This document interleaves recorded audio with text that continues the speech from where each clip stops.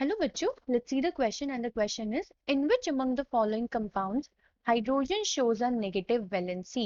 तो बच्चों हमें यहाँ पे चार कंपाउंड गिवन है और हमें बताना है कि इन चारों में से हाइड्रोजन कौन से कंपाउंड में नेगेटिव वैलेंसी शो कर रहा है।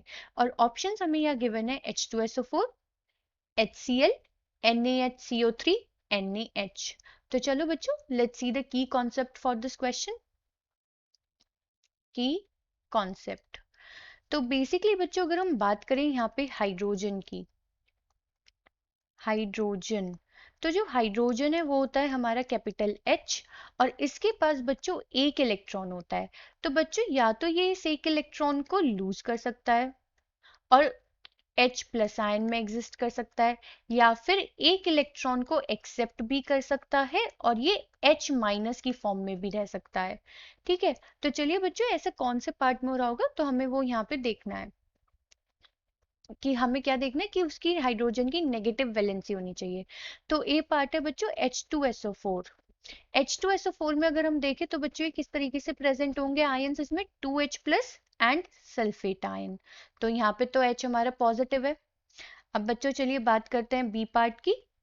बी पार्ट है HCl, एसिड है, तो H plus and Cl minus, फिर से प्लस में है यहाँ पे ये।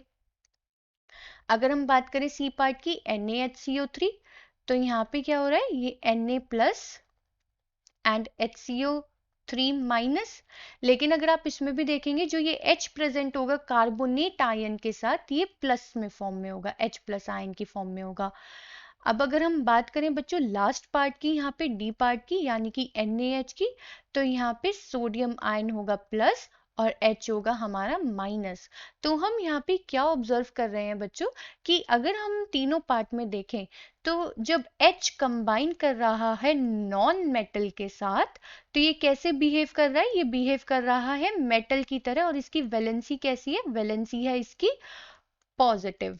लेकिन जब इस वाले पार्ट में H ने कंबाइन किया मेटल के साथ तो इसने कैसे बिहेव किया, इसने बिहेव किया नॉन मेटल की तरह और इसने इलेक्ट्रॉन को एक्सेप्ट किया और इसकी वैलेंसी कैसी रही हमारी, यहाँ पे इसकी वैलेंसी रही नेगेटिव। नेगेटिव। तो बच्चों कौन से पार्ट में हाइड्रोजन की वैलेंसी अभी हमें नेगेटिव देखने को मिली, डी पार्ट में यानी कि NaH में। So answer for this question is option D. I hope बच्चों आपको ये क्वेश्चन समझ में आ गया होगा। Thank you.